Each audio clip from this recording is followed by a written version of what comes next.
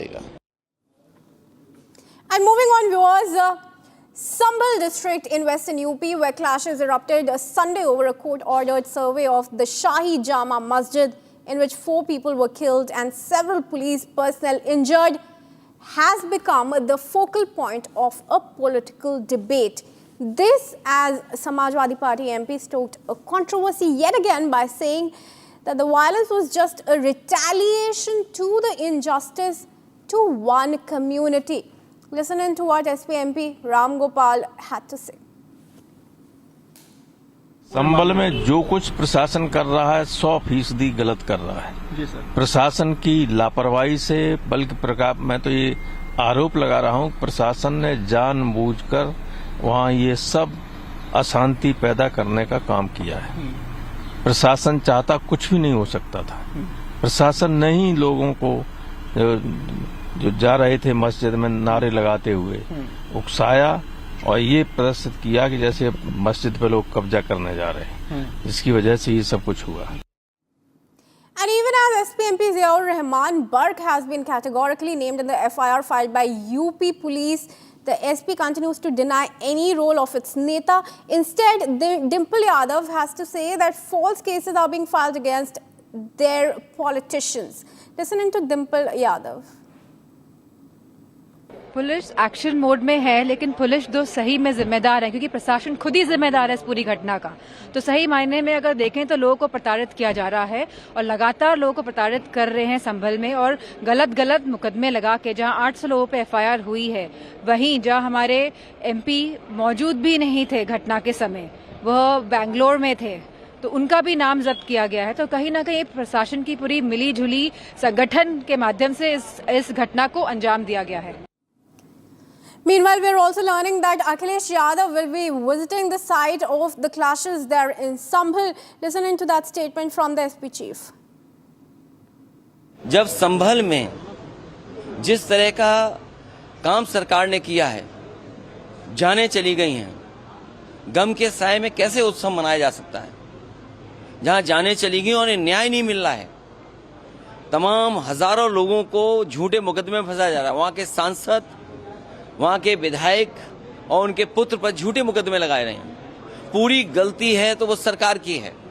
सर्वे जब एक बार हो चुका था, फिर दोबारा सर्वे क्यों करना? और अगर दोबारा सर्वे भी करना था तो आपस में बैठ करके बातचीत की जा सकती थी। बातचीत कर करके जो बातें रह गई थी उनका दोबारा सर्वे कराया जा सकता था। सर्वे के खिलाफ नहीं थे, लेकिन जिस तरह का सर्वे करते समय जो टीम के पीछे नारे लगा रहे थे, क्या उनके खिलाफ कोई कार्रवाई हुई? क्या सर्वे के साथ और सर्वे टीम के साथ बीजेपी के कार्यकर्ता थे जो भड़का रहे थे? क्या उनके पास ऊपर कार्रवाई हुई? क्या उनको गिरफ्तार किया गया? क्या उनको जेल भेज दिएगा? विपक्ष न जाए वहां पे। वहां पर जो लोग परेशानी और तकलीफ में हैं, उनकी बात न सुन पाए, इसलिए इंटरनेट बंद है। वहां पर कोई जा नहीं सकता है। हमारे दो लीडर ऑपोजिशन हैं, दोनों हाउस के, दोनों जाना चाहते हैं आज, लेकिन दोनों को जाने की परमिशन नहीं दे रहे हैं।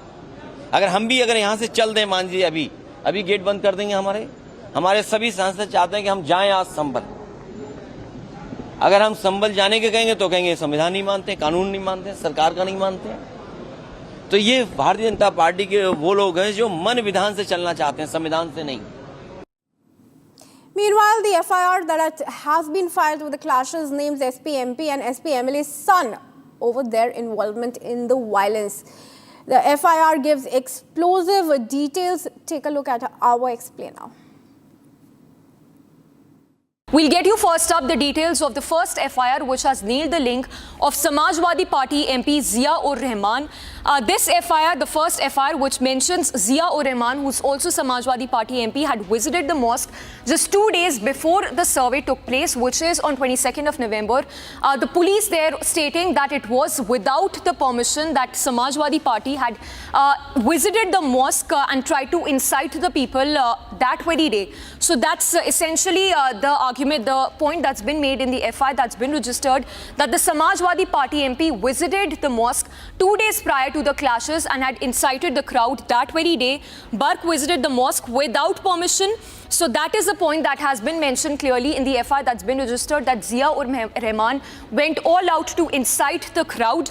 The SP MP gathered a crowd while offering prayers. So he was offering prayers, and that was it was at that time that he tried to ignite fire. He even made provocative statements. So while he tried to fuel the unrest in the region, he even tried to make those provocative statements. This comes after the court had given the permission for the survey to take place of this mosque. The Samajwadi Party incited the crowd at Shahi Jama Masjid. So the details that have been mentioned in this IFIR are from the 22nd of November, the day when the Samajwadi Party leader had visited the mosque. Samajwadi Party MP incited the crowd to spoil communal harmony. So that's another point that's been clearly mentioned, that he not just tried to spoil communal harmony, but also for political gains, he tried to incite the mob in the region, the crowd in this particular district. The mob of 800 people assembled as mosque survey was underway. So the police there maintains that this was a well orchestrated attack. The riots were very well orchestrated, and it was on the 22nd when the Samajwadi Party had stoked tension in this region while he visited to offer prayers. Masked men were armed with deadly weapons. That's another detail that's been mentioned, that these were masked men who were armed with deadly weapons when the survey of the mosque was taking place on the 24th of November. Now let's get you the details of the second FIR that's been registered, which has details of the weapons that the mob carried, as well as the vandalism, the arson that took place on the 24th when the clashes broke out. So this FIR, which mentions that masked men, around 800 of them, tried to snatch pistols from the police officers. Important to highlight here that at least 4 people have lost their lives in these deadly riots that broke out in Sambhal district. And the police maintains that the mob tried to snatch weapons from the police officers and resorted to arson and vandalism.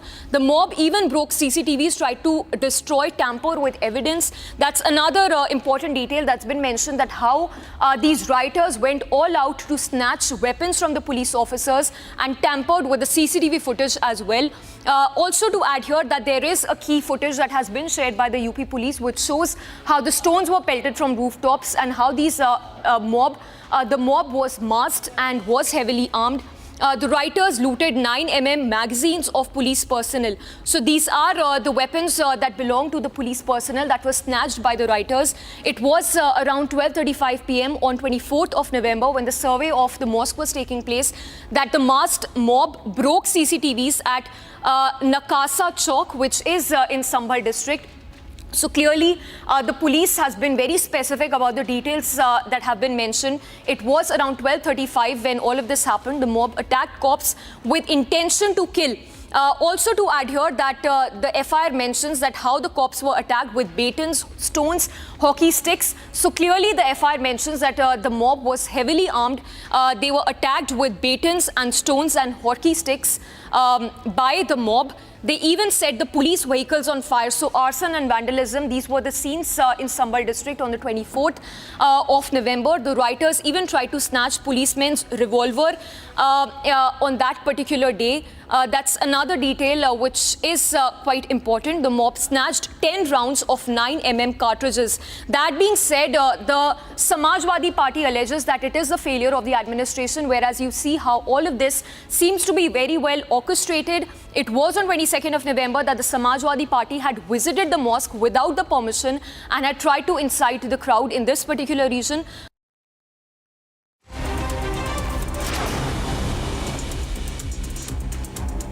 And let's take a quick check